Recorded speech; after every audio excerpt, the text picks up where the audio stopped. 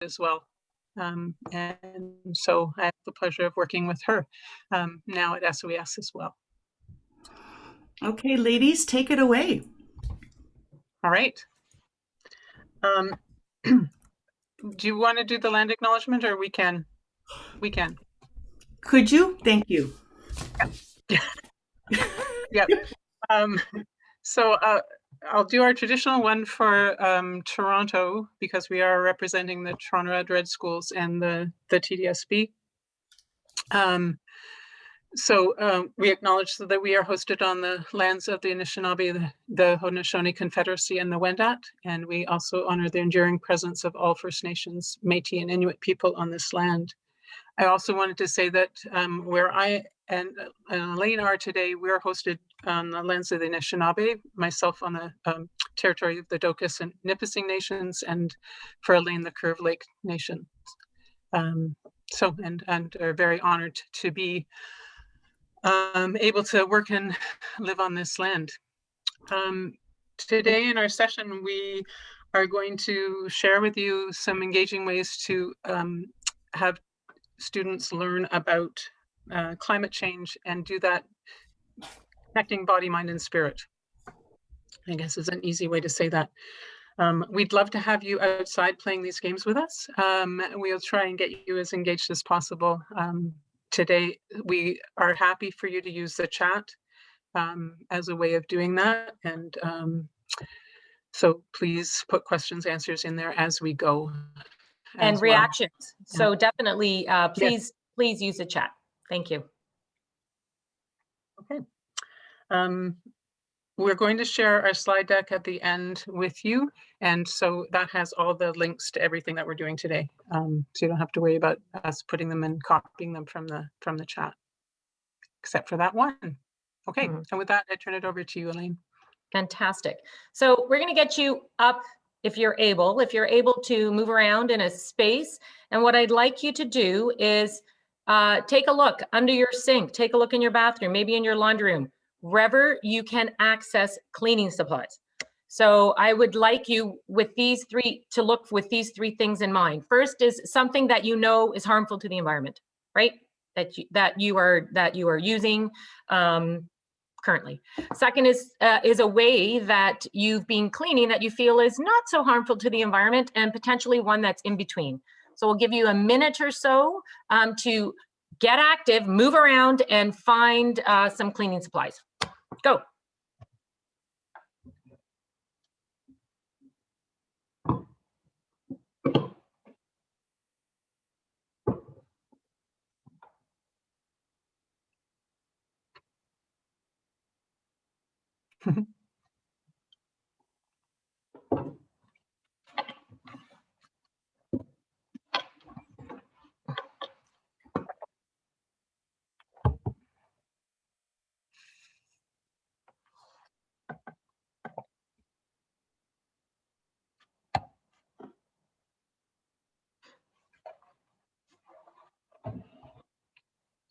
And when you have them or have anything, if you can give us a thumbs up on the screen, then we know we can continue. I'll give everyone another minute or so. Oh, I see some thumbs up. Awesome, thank you. There's another Elizabeth out there. Kirsten, I see some. Bonnie's showing off her things there. I see that. Fantastic. Nice. Whoa, look at that. And I noticed Bonnie right away. And you're one of our inspirations, Bonnie. So that's awesome. Yep, lots of vinegars. Yeah, lots of vinegars. Woo! Fantastic. Yes, and True Earth, nice. What else? And I love, so Kathy has said in the chat, I used to use Lysol wipes. This was a conversation we had just this morning, but now changed. Sorry, I'm gonna read that to everyone. But now changed to Norwex supplies, cleaning with only water and sometimes your environmentally friendly products. That's great, because that's a dilemma we're all facing right now, right? The idea of how to stay safe and be environmentally conscious at the same time. Okay, so I'm going to quickly highlight, yes, I also grabbed vinegar, maybe a different brand, but it is vinegar that, you know, I use with dishwasher detergent, and it's great on windows and mirrors and all sorts of things. But in the same area, I definitely have Clorox. And this, I will say now in front of all you green people that I use this in my bathroom. So the idea of a clean toilet to me has always been a white toilet, not necessarily the way to go, but how do we break from that, mindset? So that's kind of a dilemma. And here's my in between. So biodegradable dish detergent. Is it truly biodegradable? How far have I researched it? It's in a small container. Veronica came out with a honking big one today. I'm like, whoa. So if you have a resource, like look at Veronica's that you can share with us, I thought I'm using that from now on. So you can pop them in the chat for sure. Coke in toilet. Wow, that's fantastic. I've heard that. Yes. Wow. Okay. Just 2-liter pop bottle once a month goes from whatever color to white again, and people drink it. I'm like, ew. Oh, that's yeah. amazing. Huh. Okay. So what I wanted to start off with was kind of a moral dilemma. I personally have a dilemma thinking, now it might be solved with Bonnie, but Veronica and I wanted to start with a minds-on thinking about the dilemmas that we face on a daily basis. And how do people choose between those two? It's not necessarily as active as the other games that we're going to introduce, but it's certainly something that can be used virtually. It can be used with any age group. It can be used with any scenario. So we've created dilemmas with climate change in mind. And a dilemma is a situation in which a difficult choice has to be made between two or more alternatives. So in this case, I asked you to get 3 cleaners and we'll go from there. So how do you balance, our responsibilities to the earth and our responsibilities to self-care and cleaning products and all sorts of things? So if you can, so what we are going to read over the dilemmas. If you have a reaction to them, you can type in the chat a strong reaction. You can blurt out and we can discuss it, but it's really just an activity that can be adapted anywhere, anytime, any age. Okay, so our first dilemma is you have a new countertop that stains easily and have been told that the only way to keep it looking new is by using a bleach-based cream cleanser. Many common household cleaners have a negative impact on the environment, polluting indoor air as well as waterways, as these chemicals run off into the watershed. You usually use a mixture of vinegar and mild dish detergent to clean your household surfaces. Do you use a bleach-based cleaner or watch your brand new counter incur stains? Maybe not get that counter. Maybe this dilemma is me that just built a house. So move, says Bonnie. It's true. Find another cleaner. Yep. Look at alternatives. Lemon juice. I know I'm going to look at that Norwex for sure. In fact, I'm copying that down right now. Fantastic. Google. Yep. All these things are things that we can definitely go. Fantastic. Here's another one. Funny that I should get this one. You love children and would like to have a large family. You are aware, however, of the world's population projections for the future. As far back as 1798, people were warned that a growing population would eat its way through the planet's finite resources, causing millions of people to die of starvation. Do you decide to have children regardless? How many would you have? Says the person that has 4. Yes. And while looking at adopt, great. When I was looking at the impact of children on climate change, it's not the developing world with 10 children to a family, that it's the impact of 2 children in our Western world, right? Our footprint is that much bigger that we wipe out that developing world. So it's not a problem that's not in our doorstep. It is our problem. Yeah, you're right. So yes, you can still live with many children, but have a smaller footprint for sure. I'm just going to read some of these chats. Boy, you're fast typers. Fewer children, 1 or 2, adopt, foster, foster lots. Decision to be child-free, which is a big decision. And lots of people are making that decision with the environment in mind, for sure. Timeshare. Whoa, what is that? Sorry. So all sorts of things. Fewer children. I am an aunt and great aunt. You're right. So look at, having children in your life in a different way for sure. Excellent. I would raise them. Paul's got lots of great answers. I need to meet you. I would raise them to be eco champions and limit to 2. Great. Making conscious decisions. It's all about those. Nurture the children you cross paths with. We're lucky if we're in education because we have that opportunity. So kid free in my world. Yep. So there's all sorts of answers to this one. Okay. Great. Go ahead, V. Oh, this is mine. Sorry. Yeah. Trees are vital. As the biggest plants on the planet, they give us oxygen, store carbon, stabilize the soil, and give life to the world's wildlife. They also provide us with the materials for tools and shelter. You have built the house of your dreams. Would you cut down a tree if it grew in your front yard, spoiling your view and making your house dark? So it seems that this one is, yeah, the tree is the view. Yes, never. So we're in a room of green people for sure who would have the same answer to this. Maybe not so for everyone. So big no's, leave the trees. That's why we buy those lots. No, plant more. These are all love all trees. Deciduous evergreen. I would be glad that it cools my house in the summer and keeps it warm in the winter. How close to the house is it? I've learned how to trim the trees to keep them. Oh boy, I can't even read these as they're coming in. You guys are fantastic. Wow. Foundations and water issues. So there's, however, what about Manitoba's maples taking over fence lines in schoolyards? So there are, is it an invasive species? I'm in a current dilemma of a dying birch tree and we don't want to cut it down. That was Kathy. Aw, that's sad. Acknowledge tree as part of the outdoor home space. And yes, no to Manitoba maples. Think ahead. All of these dilemmas could be avoided with good planting.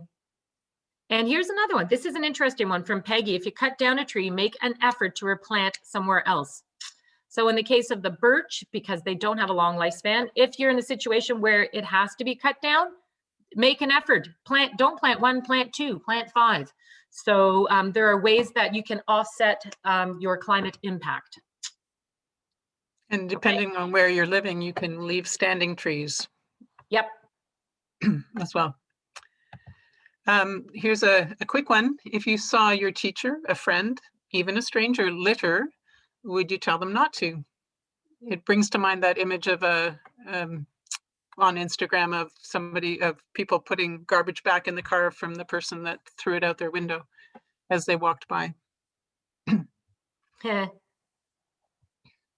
Wow, we still are having tree comments, which is amazing. And yes, for sure. I think we're in a room of yes as we sit here today, because we've already taken that stand. But I was looking at this particular one in the case of from a child's point of view. That's why teacher was on the forefront. So someone who you respect or feel that they have power over you, do you make that comment then? So that's a different situation, right? So, okay. Okay, so you are an avid camper and spend as much time as possible kayaking through Ontario. You dream of a vehicle that holds all of your gear and easily carries 2 kayaks. You've been given the opportunity to purchase a used SUV at an amazing price. However, realize it will emit carbon like crazy. And what do you do? I'm going to move back just to the last one. Alex's last comment was, if you do approach someone with regards to garbage, make sure you do it respectfully or model the proper behavior. So that's the key. It's not the pointing of the finger, or it's really, use that as an opportunity to teach. So this particular dilemma with the car, the 2 things that stood out on me is often when you think of outdoorsmen, not necessarily environmental educators that have access to transit and whatnot, but if you're living outside of the city and being outside is a main, like being able to transport things, it does become a moral dilemma for sure. And the idea of getting a good price, I don't know about you, but certainly for me, if I think, oh my goodness, here's a good one from Bonnie. Play closer to home and rent. I'm going to go into the chat. So an eco-friendly vehicle for sure. That's a good question for adults, but for children, they are not the decision makers of which car to buy for sure. We Judy, so with this in mind, these were put together as dilemmas that we would face, right? Not kids. Buy used, so this is a used car, yep. Buying used is sometimes better than buying new, so a few up for used. So for sure, or renting if possible, right? So more place-based as far as your outdoor adventures would be, you know, definitely an environmentally way to deal with that issue. Okay. Go on to the next one. Yes, please. Looking your best is an important part of who you are. For years, you've dyed your hair as it makes you feel more confident.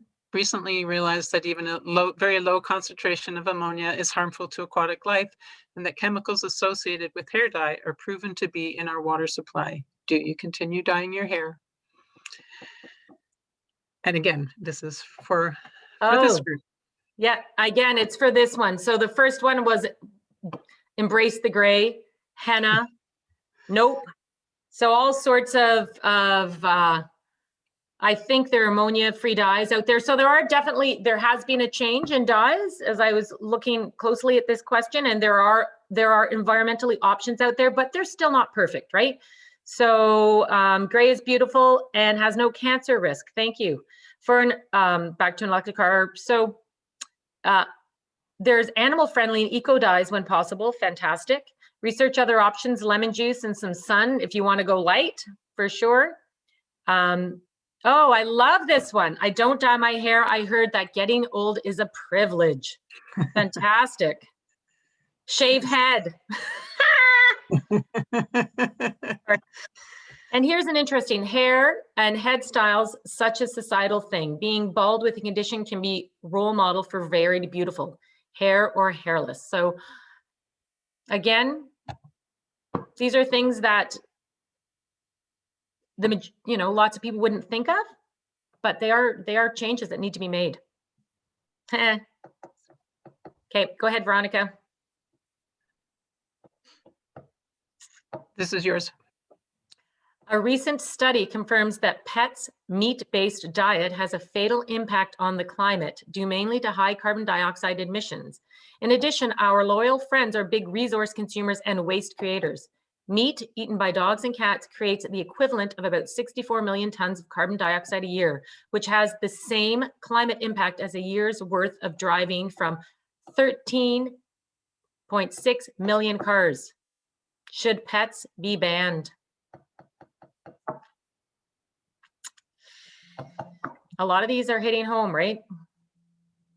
And the first thing was, like, especially during COVID, the pandemic, I know we personally have fostered 2 cats, and now foster has turned into keeping for life because you fall in love with them. One is definitely a house cat. The other one, we can't keep him in, regardless, like we've tried, and that's why he's a foster, right? So it's a big. I have pets, not kids. That's funny. Sorry. It's great. So So here's one: seek out different food sources and rework the food system. So I looked quite in depthly at this because I was shocked having 2 cats myself, and because they're meat eaters, there are like the alternatives that's the next step, right? We have to come up with meat alternatives to feed our pets if we do continue to have pets. And again, Bonnie Anderson said byproducts of meat eaten from other sources. Okay, so I think we can move on.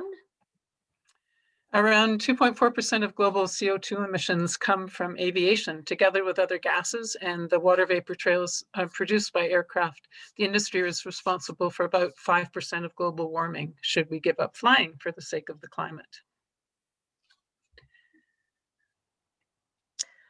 Not so much an issue today. No one's getting on a plane for sure.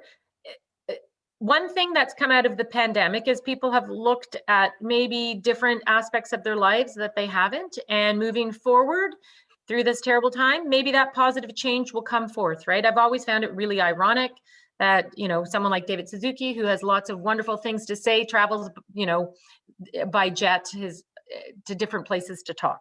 So the mindset of air travel, it is 5% of global warming, but the stats are like only a very, very small percentage of our population actually gets onto airplanes. So I should have put that stat in, but I forget what it is. Yep, and solar planes are in development. That is awesome, Tracy. Thank you. Okay, this came from Pam. Thank you very much, Pam. This moral dilemma came about from you. You offhandedly told me about pedicures, and this scenario is based on my daughter and I. Having a pedicure is one of the only luxuries you give yourself, and for years you've been going to the same nail salon with your daughter for a mother-daughter day. After doing some research, you discover that nail polish and its removers are considered hazardous waste because they are toxic and flammable. This means that when discarded, they sit in landfills and leach toxic components into the soil. Do you stop your yearly tradition?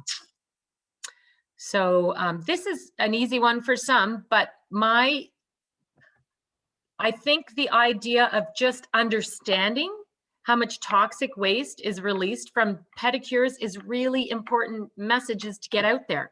Honest to goodness, I thought, oh, it's nail polish remover. You use such a tiny wee amount, but it makes a big difference, right? So, yeah, but even doing your own, Betsy, it's not a matter of it's not just going to the nail salon. It's actually it's the chemicals that are in the nail polish remover. And it's not as easy as doing your own because you're still, putting that hazardous waste in our landfills. So that was a minds on. It was all of the scenarios were relevant to, people, adults, not necessarily students. So this is from Project Wild. There comes another connection to Bonnie, who we took it with, and it's an awesome resource. It's from Ethic Reasoning, and there are a few different ways you could do it. You could have students come up with scenarios themselves. That is really impactful, especially place-based scenarios. So if you live close to a Tim Hortons, I know one of the schools that I used to coach for eco schools, it was fantastic. They were platinum, but there was tons, all their garbage seemed to be associated with the Tim Hortons. So all the scenarios you could pull from that. When you're putting the scenarios down, you could have answers A, B, C, D, so that it shows different views right away. We might collectively have the same views about many things, but we're a select group of people at this moment. We've chosen that. So that's important to think of. So moving on, we're going to now try to teach you or show you, not teach you, show you some active games that you can use with groups of students. Okay, V, take away. All right, so the next group of games all come from the Toronto Red Schools, their Get Outside Month. Since 2012, every year for the month of May, they've come up with a series of activities, one for each day of the month. And it's for the last many years, they've been thematically chosen. So based on literacy or numeracy or science or mindfulness. And last year's were on climate change. So we thought we would introduce some of those activities to you here today. So the first one I'm going to talk about is, excuse me, called Are You Game for Change? And it's a really fast-paced activity, lots of movement. It's all about ways that humans negatively affect the earth and ways that we can positively affect it. And so a brainstorming would take place to begin with, and let's do it here. So very quickly, what are some of earth dangers, human activities that are impacting the earth's ability to sustain life? You can pop them in the chat and I'll read them out to Veronica. I can see them now because I've stopped sharing. Oh, great. Yay. So overconsumption, deforestation, food systems, mining, food waste, 8% of carbon emissions. I know it's crazy. Monoculture, fairing, meat, human development, farming, plastic use. Whoa, fast fashion. Breaks your heart a little bit, eh? If you read all of these. Larger homes. Yeah. All sorts of different things that you can springboard from, Veronica. Excellent. And so with those, you would want to have half the number of students. Say you have a class of 30, so 15 different ones of these, one to represent each person of the group that's going to, half your group that's going to represent earth dangers. For the game, you want to have something to, pennies or armbands or something that will delineate who the earth danger representatives are in the game. You can play this in a big playing field. You could use a large gym as well. And then you need some kind of a large ball. We've got a blow up beach ball that's got the earth represented on it. But any kind of large ball would do. The Earth Saver, their job is to try and transport that earth from their end zone to the other end zone. So you need something to mark, whether it's pylons or soccer standards, something, the two ends of the field. The Earth Savers, when they're moving, they can only take 3 seconds or 3 steps before they have to pass the ball to another Earth Saver. So they have to work their way down the field. The Earth Dangers are trying to either tag the person with the ball, or they can scoop it up if the Earth Savers have dropped it. And then when they get it, they're going to send it back down to the Earth Savers end zone. It's a very busy game, so you might need to take some breaks every 4 or 5 minutes, something like that. But it's also, that'll give your group a chance to strategize. And so keep doing that, see how your team is doing. Given those parameters, what I've just described, can you come up with some solutions that you think would help the Earth Savers get their ball to the other end of the field?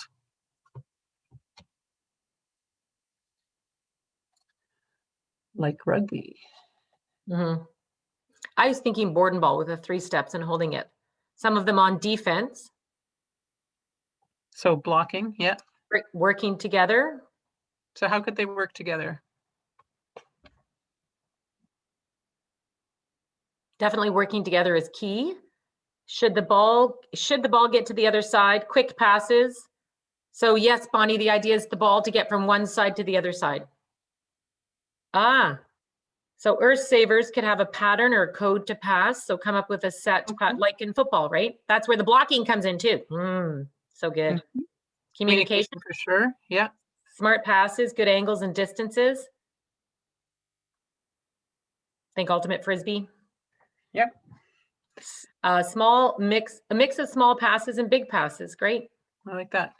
And some other ideas might be something like, I think of the muskox when I think of this, but having 3 Earth Savers in the middle, passing the ball back between them, and then a circle of other Earth Savers around them as protectors as they move down the field, or something like a lot of people touching the ball, keeping it up in the air, and different people moving in and sort of blocking the Earth Dangers from getting at it. So lots of different things. So then as a debrief, you can talk about the initial strategy and how it moved to the final strategy and what worked, and then relate that to real life. So how do we work globally, locally and globally? And is it, yes, we can do things on our own, but how do we, is it more beneficial? Do we make bigger strides if we work together, and countries together as well as communities together? So there's a question that came in. Would you have a mini lesson on the issue to talk about it and teach the language, problem, possible solutions first? Or is it mostly just to introduce that there is a problem? I think you do it both ways. I think it could either be the springboard, or it could be the follow-up, and to put it into action. There's with this game, one of the suggestions was also, in terms of follow-up, was using Project Drawdown. I don't know if you're familiar with that. It's got all kinds of solutions, hitting all ranges of things for climate change solutions. So they could research one of those and also make pledges for individual things that they're doing. So Veronica, if we've had a question, is where's the game from again? And just to reiterate, all the games that we're highlighting today, the lesson plans will be part of the handout that Veronica has, as well as links that will take you to a ton more. So and should say this one, it says in the thing too, is adapted from As If the Earth Matters, Recommitting to Environmental Education. So it was done from them with permission to include it in here. Great, excellent. So the next game that I'm going to introduce is called temperatures rising. And the idea, it's a simulation game that demonstrates the effects that climate change has on our communities and the world at large. What I really love about this particular game is that there's a happy ending.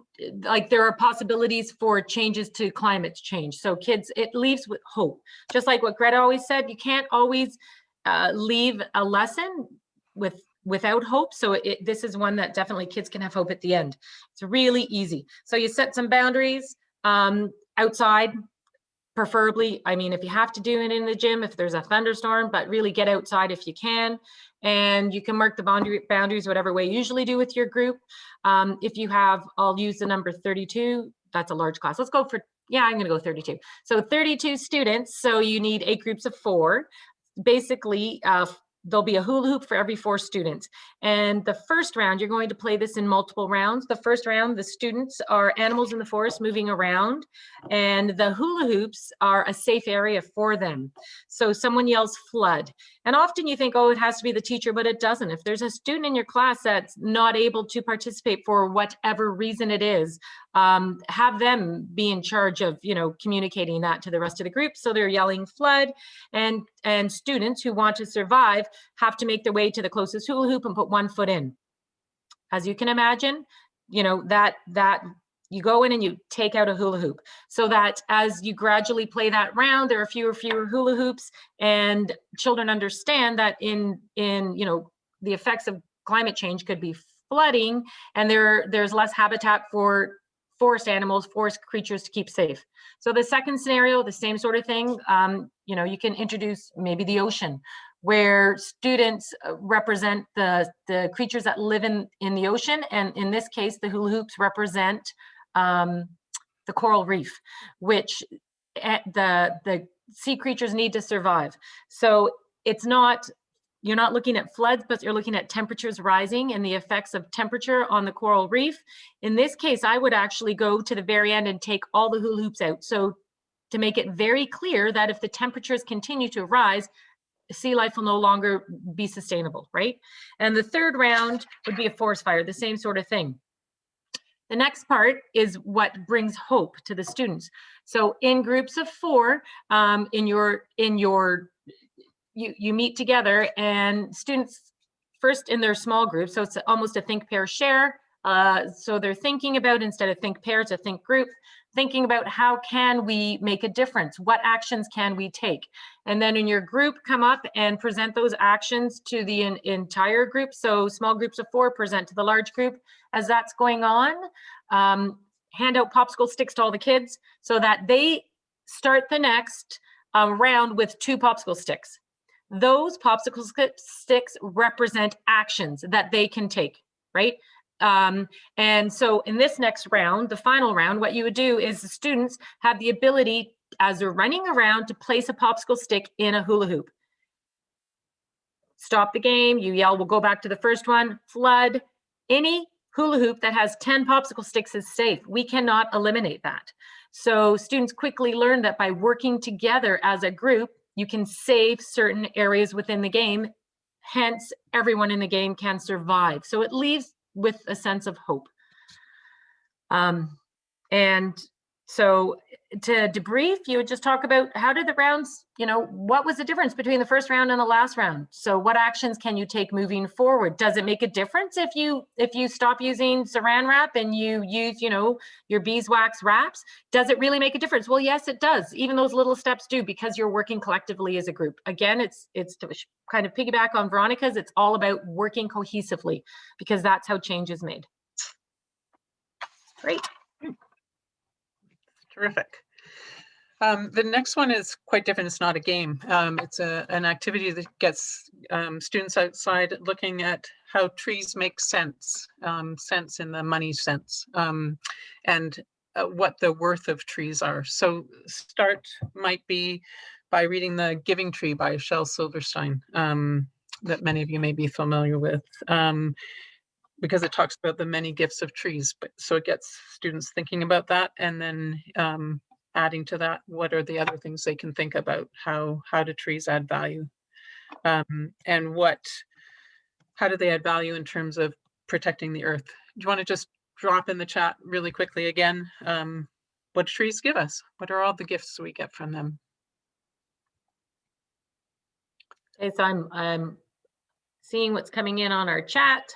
Whoa, I lost my chat. Holding soil together, carbon storage, oxygen, lumber and food, shady spots, food, oxygen, fruit, Fruit, fantastic. colors, medicines, Medicines. Yep, Yep. beauty, shade, shelter. Yep, biodiversity. biodiversity, habitat, Excellent. calm. So true. Homes, protection. Maple syrup, how could we forget? 'Tis the season, or was. Mm-hmm. Birch Short one. syrup. Birch Still syrup. is, yes. Excellent. Yes, all sorts of great things. Spaces to Um, play. You're so right. Thank you, Soraya. Yep. Fiber. Good. Okay, so all Mhm. sorts of things, Veronica. They're obviously useful. Yes. So, and stormwater reduction and taking in toxins, carbon sink, those kinds of things as well, which depending on the age of the students, they may or may not know, but you can lead into that. So you can do this in your schoolyard. If your schoolyard itself doesn't have a lot of trees, then in the local community, maybe a park. If you are in the TDSB, you may well know that there are maps, tree maps for your schoolyards that tell you what all the trees are and what what kind of tree it is, and mark it out on a map. So those can be useful. You can lead this into science and learning about trees and being able to identify trees and how can they. You could do it the many of uses of trees over time as well, and how different communities having used that land may have put those trees to use. So lots of different things you can do about that. You would need paper and pencil and a clipboard or a tablet or something to record on. I will show you in a minute some things that you can use as a chart to use to record information on. Some kind of pliable tape measure or a string that's measured off for each group of students that are working together. Just want to look at the chat because I saw something. Yeah, so we're talking about, so Samantha said they looked at their school's tree map, which is, we did last fall in many schools, it's amazing, and updated it for the board, thank you. And Bonnie said Forest Ontario has many great resources for this. And Pam was talking about you really have to, the Toronto TDSB has lots of really cool things if you dig deep into like tree maps and snow plowing maps and, you know, salinity things, all sorts of things that you can teach from, that they've done some of the work for us for. Yep. Right. Included is a link to how to measure and make it a standard measurement for circumference of a tree, which will tie into your math curriculum. There is I'll show this. I'm just going to share my screen a second.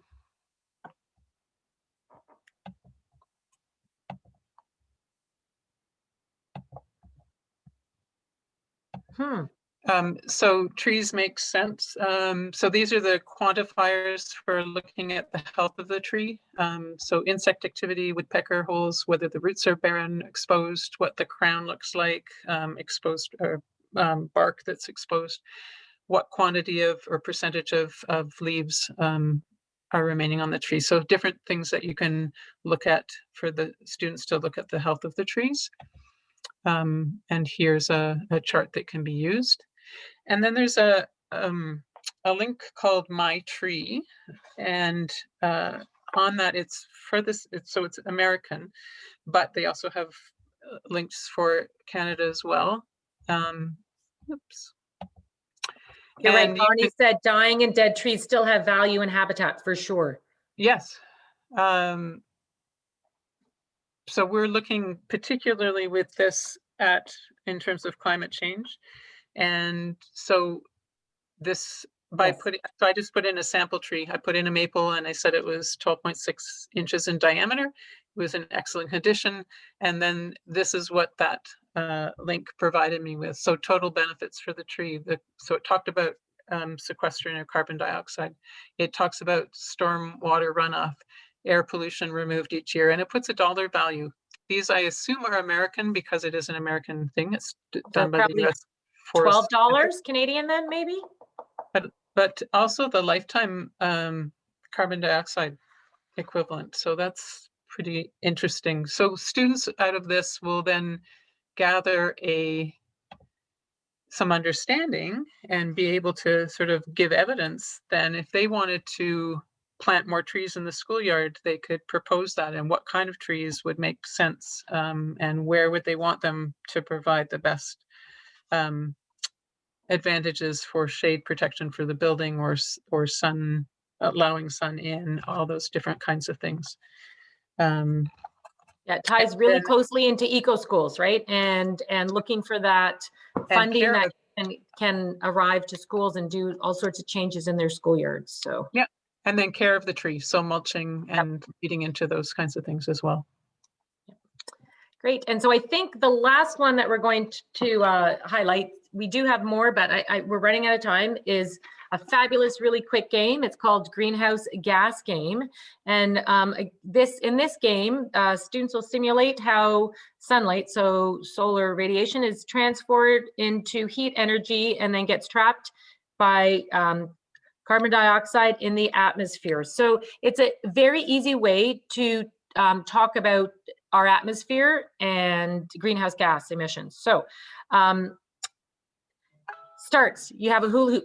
What I really like about the game, very, very few props. Like you can basically do it anywhere, anytime. All you need is a hula hoop that represents the earth. If you don't have a hula hoop, you know, if there's a circle or a tree stump, whatever, it just needs to be, think of a center of a donut. And then around that, you're going to mark an outside area around that tree, around that earth. So they've suggested using a rope. Ropes are quite heavy. They're not easily, you don't always have them in your back pocket, but those little tiny pylons are fabulous. Just, make a big area around that initial earth. And the area between the earth and the circle on the boundaries is the earth's atmosphere. So you simply start with two kids who are carbon dioxide. They're in the earth atmosphere. And what they're going to do is they're simply going to stand there. And the other students, so you choose two students to be the carbon dioxide molecules standing in the atmosphere, and the other students are sunbeams. How cute is that? So they're on the outside of that atmosphere, and for 30 seconds, their job is to move from outside the atmosphere through the atmosphere to the earth, tag it, and get back out as many times as they can within that 30 seconds. If they're touched by carbon dioxide molecule, they start clumping up the atmosphere. So at the end of the 30 seconds, see how that atmosphere has changed and how much carbon dioxide has been added. So the next time you might start with 4 carbon dioxide molecules in your center, and then have discussions about what happens when there's more carbon dioxide, more things get trapped. This game, again, was very, even though it sounds like it's a downer, it was really hopeful at the end. Can you share that slide for me, Veronica? Yep. So in round 3, what you do was the students are exposed to different greenhouse gas action cards, and the action cards are provided within the game link. As well, I forgot to say there's really awesome videos to short, kid-friendly videos, simple explanation of what climate change and the greenhouse gas emissions are all about. So please make sure you look at those as well. So if you can look at them, depending upon the action, carbon dioxide molecules are either added or subtracted from the atmosphere. So humans drive cars. You add 2 CO2 molecules, right? 2 other students. Humans drive more cars. So it looks at the history. So, in 1908, it became more prominent that people were driving. So add a few more. Humans cut down trees. Trees are so important. In this case, you add 4. Humans burn trash. So all of the different like lots of the issues affecting our Earth's atmosphere. Here's the positive part. Humans ride bikes, active, safe, and sustainable transportation. That's fantastic. You can take 2 of those molecules out. Plant trees. Take the initiative. Join a group. Plant some trees. Organize it at your school, at your home level, at, larger than that. And you're taking 4 carbon monoxide molecules out. Efficient energy reduces 2. Humans recycle reduces 2. So this is a way that, so at the end, you would add these or subtract these depending upon the situation of what you want to teach your students, and then have a debrief about what they can do moving forward. So individually, what can we do? At my school level, what can we do? At our community level, what can we do? Businesses in the area, how can we affect change in those situations? The government, what can we do? How can our voices be heard? So again, it leaves students with the idea of hope and that they can make a difference. I'm just going to interrupt here, and my apologies for again arriving late. There is a break next that the conference participants or the conference organizers have encouraged you to go to the Eco Expo, but you're also obviously invited to get lunch, go outside, get a stretch. I just want to thank Elaine and Veronica quickly now, just, wrap up it officially, but if they're willing, could they stay on another 10 minutes for questions? Thumbs up if you're Elaine and Veronica, if you're able. Okay. That way I'll just make sure if you have to go, feel free, you have the out, but because I cut you off at the beginning, so I feel obligated to offer just a little bit more time because this is so fabulous of some amazing like K to 8 games that we can use. And thanks for the links. Take them now because we won't be sharing the chat. Okay, so you know what? I think that at this point, Veronica and I will not, I'm not going to introduce the next game. It's part of the package that we're going to send out. But Veronica, if you can share the slide with all the different resources, that would be fabulous. Yeah, and just note that I did just put in the chat the link for this slide deck. So if nothing else, take that. And so just in terms of resources, the Toronto Outdoor Edge Schools website itself, which is full, especially this year, of all kinds of things because of the way that we're transformed this year to deliver programs. So all of the learn from home activities that came out last year for all the get outside lessons for climate change, but also that will also link you to all the other years worth. We now have a Taking Learning Outdoors portal on the website, or this is the link to it, and that's the combination of eco schools and outdoor schools working together, and there's resources put there. Veronica, can I just interrupt for one moment? And the questions was, is it available to teachers outside of the TDSB? Yes, because Veronica's sharing the link right now. And those links are embedded within our resource package. So certainly all the get outside lessons are. Yeah. If you're having trouble with some of the other ones, please let me know and I'll see what I can do for you. The Take Me Outside resource, if you don't already know about that one, it connects to all kinds of other organizations and what they have to offer. So it's a wonderful resource. The virtual choice boards is from Jennifer Barron, who I think is doing a session as well, but just love the way that it introduces you to doing that if you're in the virtual world. Project Wild, which we've referred to before, the link there to how you can get into learning about that and facilitating it. And I've included our emails. We're happy to respond to your emails if you have questions that you want to direct to us. All right, so I'm going to stop sharing so I can see what, but questions if you have them, and we're happy to respond. Great. And it's so great to know that the knowledge is being shared across the country. We've had participants come in from different, all all parts. And these games absolutely should be adapted for the people in front of you, but really have the core of fun and gamification and embodying the learning by playing. And we see such great results with that when people actually get, like, as you said, Elaine, what fun is that to be a sunbeam, to, to really duke out, that carbon, and then of course to bring hope. So I just so appreciate that you've taken some of these activities and made sure that the students know that they're active participants in making change. So thank you so much. Again, another couple of minutes. If you have questions, I won't shut it down as I was told on time, because you do have a natural break next. Yeah, I'm just looking through. A lot of thank yous coming in, which is great. I have to tell you, I know Bonnie is here and she's really inspiring. So we're going to plug Project Wild as well. It is an opportunity for educators and like-minded individuals to learn a whole variety of different games that can be adapted to any situation. So it would be, if you have an opportunity to participate in a Project Wild certification, do it. It's really awesome. And thank you for all your contributions during the